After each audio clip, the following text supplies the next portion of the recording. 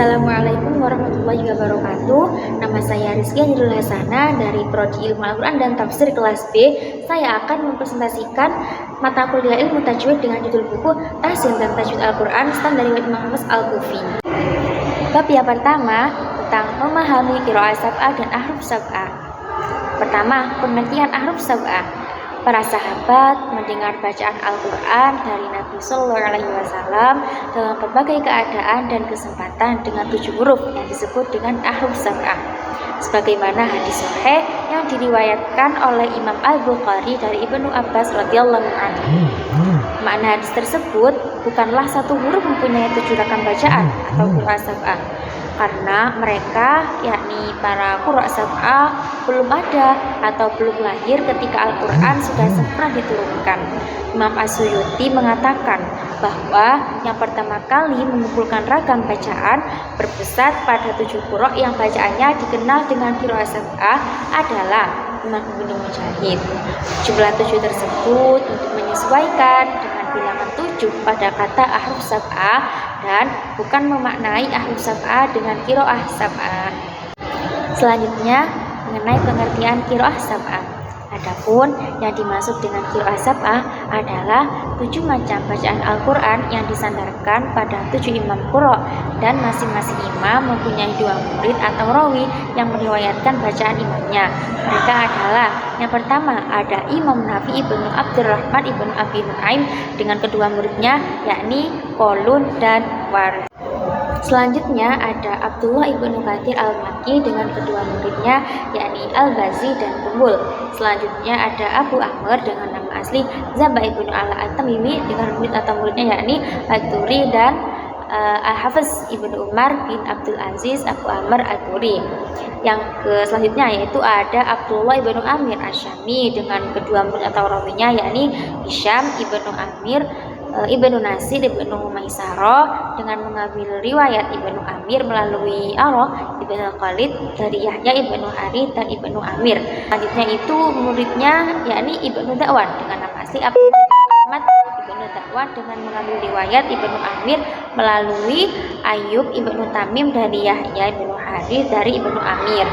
Asyib Ibnu Abi Mujud dengan kedua murid atau rawinya, yaitu Syu'bah dan Hafiz ibnu Sulaiman al-Mughirah al-Kufi. Selanjutnya itu ada Hamzah ibnu al-Kufi dengan kedua muridnya, yaitu Khalaf ibnu Hisham al-Asadi al-Baghdadi dan Khalid ibnu Khalid al-Kufi. Keduanya itu mengambil riwayat Hamzah melalui Sulaim ibnu Hisam. Selanjutnya itu ada Imam Ali bin Abdullah Abu Hasan al-Kisai dengan kedua murid atau rawinya, yaitu Abu Al-Hadid Al-Lain ibn Khalid al-Baghdadi dan Hafiz ibn Umar Abdul Aziz Abu Amr Ad-Duri. Satu imam dari 7 qurra masing-masing mempunyai 2 rawi sebagaimana yang telah disebutkan. Demikian ini terjadi karena masing-masing imam yang 7 kali membaca Al-Quran dengan berbagai ragam bacaan Al-Quran. Bacaan yang beragam tadi disampaikan kepada semua murid-muridnya sebagaimana beliau menerima bacaan tadi dari guru-gurunya.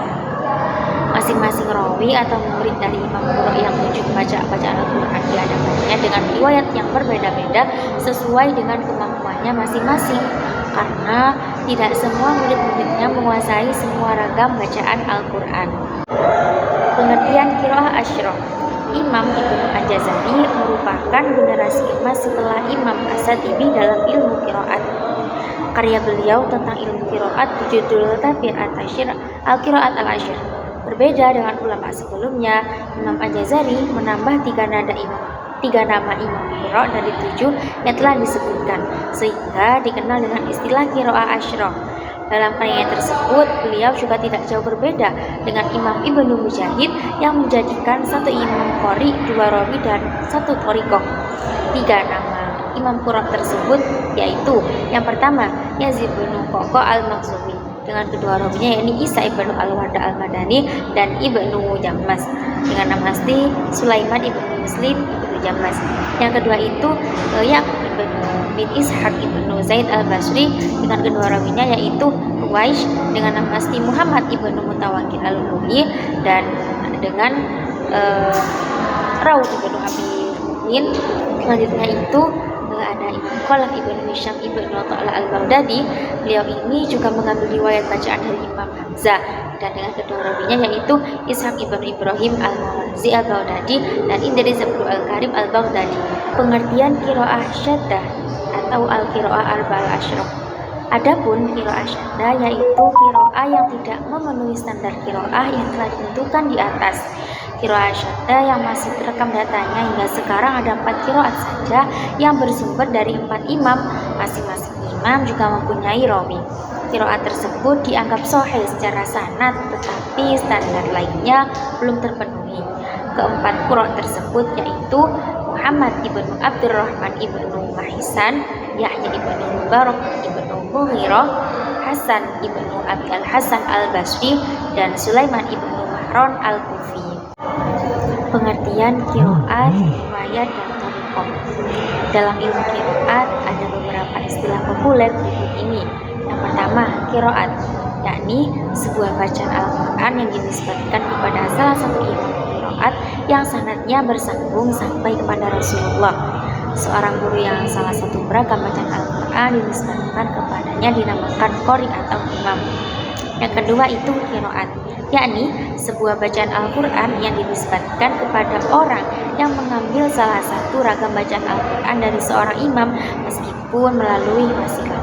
Seorang murid yang mengambil bacaan Al-Quran dari imam disebut rawi atau riwayat. Selanjutnya ada thariq atau thariqah, yakni sebuah bacaan Al-Quran yang dinisbatkan kepada orang yang mengambil salah satu ragam bacaan Al-Quran dari seorang rawi.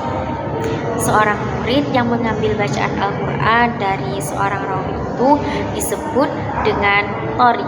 Adapun contoh dari istilah-istilah tersebut yaitu contoh qiraat Imam Asyim dengan riwayat Hafiz dari Thariq Amr, qiraat Imam Nafiq dengan riwayat Qalun dari Thariq Abi Nasyitah, dan sebagainya. Bab 2 membahas tentang biografi Imam Asyim dan rawinya yakni Hafiz. Biografi Imam Asyim. Nama aslinya adalah Asyim An-Najd, sedang nama kunyahnya atau nama panggilannya yakni Abu Bakar. Beliau seorang guru qiraah di kota Kufah. Beliau juga seorang tabi'in. Sanad Imam Asyim dalam qiraah sampai pada Abdullah bin Mas'ud dan Ali bin Abi Thalib radhiyallahu anhu. Imam Asyim membaca Al-Quran pada Abdurrahman As-Salimi dari Ali, dan beliau juga membaca qiraah pada Jari Al-Hubashi Abdullah bin Mas'ud. Dua orang perawi yang meriwayatkan dari Imam Asyim antara lain yakni Abu Bakar bin Iyas atau Syu'bah dan Imam Hafiz bin Sulaiman bin Mughirah. Kira-kira 95% di kalangan para muslim dunia saat ini membaca Al-Quran dengan qiraah Asyim dengan riwayat Imam Hafiz. Imam Asyim meninggal pada tahun 127 Hijriah. Semoga Allah membalasnya dengan sebaik balasan. Tahun kelahirannya tidak diketahui oleh para ahli sejarah. Biografi Imam Hafiz. Nama asli beliau adalah Hafiz bin Sulaiman Ad-Duri Al-Asadi dari kabilah Bani Asad. Nama panggilannya adalah Abu Amr. Beliau dilahirkan pada tahun 90 Hijriah dan meninggal pada tahun 180 Hijriah. Imam Hafiz adalah anak angkat Imam Asyim. Sanad qiraah beliau dari Imam Asyim paling terkenal daripada sanad Imam Asyim lainnya. Yahya bin Mu'in berkata, riwayat sahih yang diriwayatkan oleh Imam Hafiz bin Sulaiman adalah riwayat dari Imam Asyim. Maka riwayat Imam Asyim terangkat sanadnya pada Imam Asyim bin Abi Majid dari Abdurrahman bin Habib As-Salami dan Zur bin Hubayshi Al-Asadi dari Utsman bin Affan, Ali bin Abi Thalib, Abdullah bin Mas'ud, Ubay bin Ka'ab, Zaid bin Thabit, yang mana keseluruhannya itu dari Nabi Muhammad, dari Jibril, dan dari Allah SWT. Biografi Imam Ibnu Jazari. Nama aslinya adalah Abu Khair Muhammad bin Muhammad bin Ali bin Yusuf yang dikenal sebagai Ibnu Jazari. Beliau dilahirkan di Damaskus pada tahun 57 Hijriah. Beliau telah hafal Al-Quran ketika berumur 14 tahun dan juga baik dalam kefasihan baca Al-Quran. Beliau juga mempelajari hadis di samping juga belajar qiraah, yakni qiraah al-asyrah. Ibnu Jazari telah menghasilkan banyak karangan tentang ilmu yang berbeda-beda. Di antaranya yang terkenal adalah An-Nafs fi Qiraat al-Asyrah. Beliau juga menyusun syair atau nazam tentang qiraat al-asyrah yang diberi nama Thayyibatun an-Nashr. Beliau juga menyusun syair atau nazm tentang ilmu tajwid. Adapun sebagian ulama yang mensyarahi kitab tersebut diantaranya adalah Syekh al-Islam Az-Zakari Al-Ansari. Kemudian syarah kitab tersebut dimuraja oleh Al-Qudri Syekh Abu Hasan Muhyiddin Al-Qurdi. Beliau wafat di Siros tahun 833 Hijriah. Bab 3, mengenal ilmu tajwid. Sesungguhnya ilmu tajwid adalah ilmu yang seluruhnya taufiqi, yakni yang bukan merupakan produk budaya manusia, tetapi sesuatu yang ditetapkan berdasarkan wahyu Allah yang Nabi sendiri pun tidak punya otoritas untuk menyangkalnya, dan yang mana tidak diperbolehkan lagi untuk berijtihad. Ulama telah sepakat bahwasanya membaca Al-Quran dengan tajwid itu hukumnya fardu ain, sedangkan mengetahui teori tajwid adalah fardu kifayah.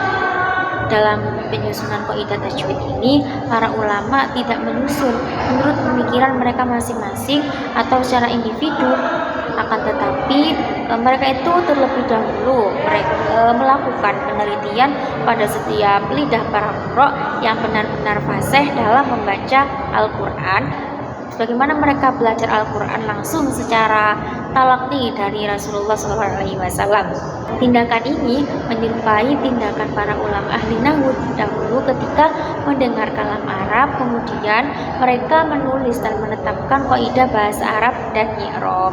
Definisi tajwid menurut etimologi yakni membaguskan dan memperindah. Adapun menurut terminologi berarti membaca Al-Qur'anul Karim dengan memberikan setiap huruf akan haknya dari segi makhraj, sifat dan harokatnya. Pengertian makhraj huruf yakni tempat yang mengeluarkan suara huruf atau tempat keluarnya suara huruf sehingga dapat dibedakan huruf satu dengan huruf yang lainnya. Pengertian sifat huruf. Sifat huruf adalah suatu cara untuk melafadzkan huruf dan membedakannya dari huruf yang satu dengan huruf yang lainnya dari segi sifatnya, seperti huruf itbaq, istiqla, qalqalah, raf'ah, dan lain-lain. Adapun pengambilan ilmu tajwid itu yang dimaksudkan di sini adalah dengan dua cara. Yang pertama, yakni dengan mendengar langsung dari bacaan guru yang mungkin yang bersambung sanad bacaannya sampai pada Rasulullah, lalu murid menirukannya. Yang kedua yaitu seorang murid membaca Al-Quran di hadapan guru lalu ditasihih langsung oleh beliau. Menggabungkan dengan kedua cara di atas, yaitu guru membaca Al-Quran lalu murid menirukannya, dan cara ini yang merupakan cara yang paling ideal. Peletak dasar ilmu tajwid. Peletak dasar pondasi ilmu tajwid dari sisi amaliyah atau prakteknya adalah Rasulullah, karena kepada beliaulah Al-Quran diturunkan beserta kaidah dan tajwidnya yang diterima secara talaqi dari malaikat Jibril. Adapun peletak pondasi ilmu tajwid secara teori, ulama itu berbeda pendapat. Di antaranya ada yang mengatakan Imam Abu Umar Al-Hafiz bin Amr Ad-Duri, ada juga yang mengatakan Imam Musa ibnu Ubaidillah bin Yahya Al-Baghdadi, ada juga yang mengatakan Imam Abu Aswad Ad-Duwali, ada juga yang mengatakan Imam Khalid ibn Ahmad Al-Farah. Hukum dan dalil mempelajari ilmu tajwid. Tidak ada perbedaan pendapat bahwasanya hukum mempelajari ilmu tajwid adalah fardu kifayah. Maksudnya, apabila sebagian orang telah melaksanakan, maka gugurlah kewajiban yang lainnya. Adapun kalau mengamalkan ilmu tajwid itu fardu ain, maksudnya adalah bahwasanya menyesuaikan hukum tajwid ketika membaca adalah fardu ain bagi setiap orang yang membaca Al-Quran, walaupun tidak mengetahui dari segi teori. Kefarduan ilmu tajwid ini ditetapkan dalam Al-Quran, Sunnah, dan Ijma'. Tujuan mempelajari ilmu tajwid, yakni untuk menjaga dan memelihara lidah dari kesalahan dalam baca Al-Quran dan berupaya untuk mendapatkan pahala yang istimewa yang disediakan Allah bagi orang yang membacanya. Kedudukan ilmu tajwid. Kedudukan ilmu tajwid itu lebih mulia jika dinisbatkan pada ilmu-ilmu yang lain, karena ilmu tajwid itu berhubungan dengan kalam Allah Subhanahu wa taala. Bab 4 yakni standar bacaan Al-Qur'an yang benar. Imam As-Suyuti dalam Al-Itqan menyebutkan bahwa bacaan Al-Quran bisa diterima bila memenuhi 3 standar yang telah ditetapkan oleh jumhur ulama. Yang pertama, bacaan yang mempunyai sanad sahih. Yang kedua, bacaan yang menggunakan bahasa Arab. Dan yang ketiga, bacaan yang sesuai dengan mushaf Rasul Al-Uthmani. Bab 5. Adab membaca Al-Quran. Dalam membaca Al-Quran itu mempunyai adab. Di antaranya, yang pertama, hendaknya membaca itu dalam keadaan suci dari hadas, yakni dengan cara berwudu, karena ia termasuk zikir yang paling utama meskipun boleh membacanya bagi orang yang berhadas menurut sebagian ulama. Adapun bagi orang yang berhadas besar diwajibkan untuk mandi sebelum baca Al-Quran. Yang kedua, membaca Al-Quran itu di tempat yang suci, yakni untuk menjaga keagungan Al-Quran. Yang ketiga, membaca ta'awud di permulaan membaca Al-Quran, baik di awal surat atau di tengah-tengah surat. Yang keempat, membaca basmalah pada permulaan setiap surat kecuali surat Barokah, sebab basmalah termasuk salah satu ayat Al-Quran menurut pendapat yang kuat. Yang kelima, membaca Al-Quran itu dengan khusyuk dan tenang sebagai wujud penghormatan pada Al-Quran Karim. Dan yang keenam, hendaknya membaca Al-Quran itu dengan meresapi serta memikirkan makna dan maksud ayat-ayat Al-Quran. Bab 6. Ritme dan tadabbur membaca Al-Quran. Ditinjau dari segi kecepatan membaca Al-Quran, ada 3 macam membaca Al-Quran yang semuanya termasuk dalam kategori tartil dalam membaca Al-Quran. Yang pertama, tahqiq, yaitu membaca Al-Quran dengan pelan-pelan, tenang, serta memperhatikan dan meresapi makna-makna Al-Quran, serta dengan memberikan hak kepada setiap huruf dari tempat keluar atau makhrajnya huruf dan sifat-sifatnya huruf. Yang kedua itu hadar, yaitu membaca Al-Quran dengan cepat serta tetap menjaga hukum-hukumnya. Yang ketiga itu tadwir, yaitu pertengahan antara tahqiq dan hadar. Bab 7. Hal-hal yang membantu dalam menghafalkan Al-Quran. Di antaranya yaitu dengan terus-menerus dalam menghafal, tidak berputus asa dan motivasi diri. Selanjutnya itu dengan menjauhkan diri dari maksiat, meminta ampun setelah melakukan maksiat, bersedekah sesuatu agar memudahkan untuk mensucikan hati dan ingatan. Bab 8. Permulaan membaca Al-Quran, yakni al-isti'adah. Dianjurkan atau disunnahkan bagi pembaca Al-Quranul Karim agar membuka atau memulai bacaan Al-Quran dengan baca ta'awud, baik pada waktu awal membaca di permulaan surat atau di tengah-tengah surat. Hukum kesunahan membaca isti'adah ini ditegaskan oleh Imam Ibnu Jarir sebagaimana yang dikutip Syekh Wahb Az-Zuhairi dalam tafsir miliknya. Tempat basmalah diletakkan ketika memulai membaca di permulaan beberapa surat. Adapun bagi pembaca apabila memulai membaca di tengah-tengah surat, maka boleh memilih antara dengan mendahulukan membaca isti'adah dan juga boleh mendahulukan basmalah dan juga boleh dengan mengakhirkan isti'adah. Hukum basmalah menurut mazhab Syafi'i wajib pada surat Al-Fatihah karena mereka beralasan karena basmalah itu termasuk ayat dari surat Al-Fatihah. Tidak ada perbedaan di kalangan para ulama mengenai bacaan basmalah jika memulai di surat manapun kecuali pada surat Barokah. Disunahkan juga mendahulukan bacaan basmalah walaupun pembaca memulai bacaannya di tengah-tengah surat. Bab 9. Tempat-tempat keluarnya huruf, yaitu disebut dengan makhraj.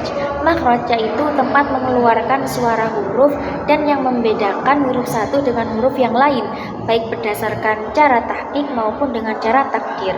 Adapun cara menemukan makhraj, yaitu untuk mengetahui makhraj itu, maka huruf itu kita sukun atau kita tasydid terlebih dahulu. Kemudian kita masukkan hamzah wasol pada huruf tersebut. Sekiranya suara itu berakhir pada suatu tempat, maka di sana dapat mengetahui makhrajnya huruf. Macam-macam makhrajnya huruf. Huruf itu mempunyai 5 pokok makhraj atau tempat keluarnya huruf yang dijabarkan menjadi 17 secara terperinci. Yang pertama itu al-jauf, yaitu bagian rongga mulut dan rongga kerongkongan. Yang kedua itu al-halqi atau tenggorokan. Yang ketiga itu al-lisan atau lidah. Yang keempat itu asy-syafatain atau kedua bibir. Dan yang kelima itu al-khayshum atau pangkal hidung. Bab 10. Lakob huruf. Yang pertama jaufiyah, yaitu huruf-huruf yang berada di antara lubang tenggorokan dan mulut. Ada 3 huruf yaitu zawau dan ya. Bergelar jaufiyah karena keluarnya ketiga huruf tersebut dari lubang, yaitu kesuciannya yang masuk dalam mulut dan tenggorokan. Yang kedua itu ada halqiyah, yaitu pangkal tenggorokan, yakni makhrajnya huruf yang terdapat pada pangkal kerongkongan, yaitu ada za, ain, ha, ghain, dan kha. Lawiyah yaitu huruf-huruf yang makhrajnya terdapat pada pangkal lidah, hurufnya yaitu qaf dan kaf. Syajariyah yaitu huruf-huruf yang terdapat dalam lidah bagian tengah, hurufnya yaitu shin, jim, dan ya selain huruf mad. Dalqiyah yaitu makhraj huruf yang terdapat dalam ujung lidah, yaitu ro, nun, lam. Nad'iyah yaitu huruf-huruf yang keluar dari langit-langit gigi seri atas dengan tekanan ujung lidah padanya. Hurufnya itu ada to, dal, dan ta. Asaliyah yaitu makhraj huruf yang terdapat dalam lidah bagian dalam, hurufnya yaitu sin, za, shod. Nithawiyah yaitu makhrajnya huruf yang terdapat dalam gusi, hurufnya yaitu ta, dal, dan lod. Bab 11 sifat-sifat huruf. Sifat itu dibagi menjadi dua, ada sifat yang kontradiksi atau yang berlawanan, ada juga sifat yang tidak kontradiksi atau tidak berlawanan. Sifat yang berlawanan itu yaitu ada 5. Yang pertama itu hams, lawannya itu jahr. Syiddah, lawannya itu tawasud, serta diantara keduanya itu rihwah. Terus ada sifat itbaq, lawannya itu al-infitah, sifat idlaq lawannya itu ismat, dan sifat istifal lawannya itu isti'la. Selanjutnya itu sifat-sifat yang tidak berlawanan, yaitu ada sofir, kolkola, inhiraf, takrir, tafashi, dan istitolah. Bab 12 hukum ro ketika tafkhim dan tarkik. Dibaca tafkhim apabila ro berharokat fathah, dibaca tarkik apabila ro berharokat kasroh, dan boleh dibaca tafkhim dan tarkik apabila ro disukun dan huruf sebelumnya berupa kasroh asli dan setelahnya berupa huruf isti'la yang dibaca kasroh. Bab 13 hukum tanwin, nun, dan mimati. Hukum mimati itu ada 3, ada ilgham mimi, ikhfa syafawi, dan idhar syafawi. Ilgham mimi itu apabila mimati bertemu dengan mim, ikhfa syafawi itu apabila mimati bertemu dengan ba, dan idhar syafawi itu apabila mimati bertemu dengan huruf selain mim dan ba. Kalau hukum nun mati itu ada 5 ya, ada idhar, ada ilgham, ilgham mimi, dan ilgham bila guna, ada iqlab, dan ada ikhfa. Kalau idhar itu apabila nun mati atau sukun itu bertemu dengan huruf 6, hamzah, ha, ho, ain, nun, ha. Dan ilgham mimuna itu apabila nun sukun atau tanwin itu bertemu dengan huruf 4, yaitu ya, nun, mim, mau. Ilgham bila guna apabila nun sukun atau tanwin itu bertemu dengan huruf yaitu lam dan ro. Iqlab apabila nun sukun atau tanwin bertemu dengan satu huruf yaitu ba. Ikhfa apabila nun sukun dan tanwin bertemu dengan salah satu huruf 15, yaitu ta, jim, dal, za, sin, shin, shad, qad, ta, dha, fa, qaf, kaf. Bab 14 hukum al-ta'rif. Itu ada 2, ada asy-syamsiyah dan al-qamariyah. Keduanya itu masing-masing bertemu dengan 14 huruf. Kalau asy-syamsiyah itu bertemu dengan huruf tibtum masil rahman tafusib dan am tasu adzan nizur syarif anil karam. Kalau al-qamariyah itu bertemu dengan huruf yang terkumpul dalam lafaz abghi hajjaka wa khaf akimah. Macam-macam mat. 1. Mat wajib mutasil. Apabila ada huruf mat yang bertemu dengan hamzah dalam satu kalimat, maka dinamakan mat wajib mutasil. Contoh sya'a. Matnya ismu fasil. Apabila ada huruf mat bertemu dengan hamzah dalam kalimat, maka dinamakan matnya ismu fasil. Contoh ma anzalna. Mat asli sukun itu apabila ada huruf mat bertemu dengan huruf arid atau tidak asli disebabkan wakaf. Contoh nasta'in. Mat lazim yaitu apabila ada huruf yang bertemu dengan huruf yang ditasydid, maka dinamakan mat lazim.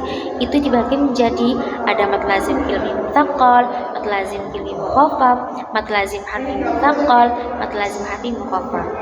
Terus ada mat silah yaitu apabila ada hak kinayah yaitu hak dhamir untuk laki-laki tunggal itu berada di antara dua huruf hidup, maka dinamakan mat silah. Mat silah itu ada 2 yaitu mat silah qasirah dan mat silah thamilah. Terus ada mat badal. Mat badal yaitu apabila ada hamzah bertemu dengan huruf mat, maka dibaca panjang 2 harokat. Contoh utuh. Terus ada mat iwad yaitu mat dalam keadaan tika waqaf sebagai ganti dari 2 fathah tanwin atau fathatain dalam tika waqaf, maka dibaca panjang sebagaimana mat tabi'i. Terus ada matlin, yaitu apabila ada dua huruf ya dan waw yang sebelumnya ada dua huruf yang berharokat fathah dalam keadaan waqaf, maka dinamakan matlin. Bab 18, berdiam sejenak atau sakta. Sakta yaitu berhenti kira-kira 2 harokat tanpa bernafas dengan niat melanjutkan bacaan. Tempat sakta dalam Al-Quran Karim sesuai bacaan Imam Hafiz menurut metode Syatibiyah berada pada beberapa tempat sebagai berikut, yaitu dalam surat Al-Kahfi, dalam surat Yasin, dalam surat Qiyamah, dan dalam surat Al-Mutaffifin. Contoh bacaan sakta yaitu mim marqadina hadza. Bab 20, waqaf dan ibtida. Waqaf menurut bahasa berarti berhenti atau menahan. Menurut istilah adalah memutus atau menghentikan suara dan diam di akhir kalimat dengan masa sebentar yang cukup digunakan pembaca untuk bernafas menurut kebiasaan dengan niat melanjutkan bacaannya lagi. Tempat waqaf berada pada akhir kalimat atau bisa juga di akhir ayat. Waqaf tidak boleh dilakukan pada akhir kalimat yang tulisannya masih bersambung dengan kalimat lain. Adapun pengertian ibtida. Ibtida adalah memulai bacaan sesudah waqaf. Ini boleh dilakukan hanya pada perkataan yang tidak merusak arti susunan kalimat dan tidak boleh apabila melanggar atau merusak pada maknanya. Sebab-sebab waqaf yaitu ada ittirori, berarti terpaksa, yaitu dilakukan oleh qori karena kehabisan nafas, batu atau lupa dan sebagainya. Dalam keadaan ini pembaca boleh berhenti pada kalimat manapun yang dia kehendaki. Ada yang kedua, ikhtibari, yaitu untuk menguji pembaca atau seperti dalam ketika lomba gitu. Terus ada ikhtiari, yaitu memilih yang dikehendakinya. Terus ada intidhari, yaitu untuk membaca semua ragam qiraat yang terdapat dalam satu ayat. Pembagian waqaf. Ada beberapa pembagian waqaf, diantaranya yaitu ada waqaf tam, waqaf hasan, waqaf kafi, dan waqaf kopi, yaitu waqaf yang buruk. Bab 21, penulisan Al-Quran. Jumhur menyatakan haram menulis mushaf dengan selain tulisan mushaf yang digunakan pada masa Utsman bin Affan.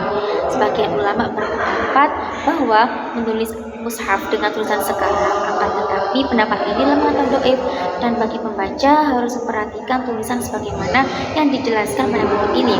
Itu ada 3. Yang pertama, al-maktub wal mausul, yaitu terputus dan yang bersambung. Yang kedua, al-ithbat wal hadaf, yaitu menetapkan dan membuang. Yang ketiga, ada ta'anis. Bab 22, lahan jali dan lahan kafi. Lahan jali yaitu kesalahan fatal yang sangat nampak sekali yang terjadi pada lafaz sehingga maknanya menyimpang dari mana yang dikehendaki atau yang sesuai, seperti mengganti huruf dengan huruf lain atau mengganti harokat dengan harokat lain. Termasuk lahan jali adalah tidak membaca macam materi. Terus ada lahan khafi.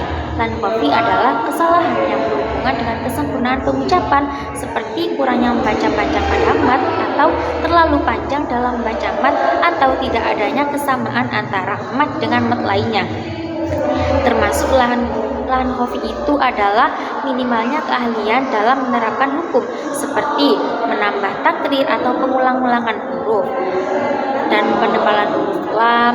Yang termasuk lahan khafi itu juga dengan membaca dhammah dengan suara di antara dhammah dan fathah.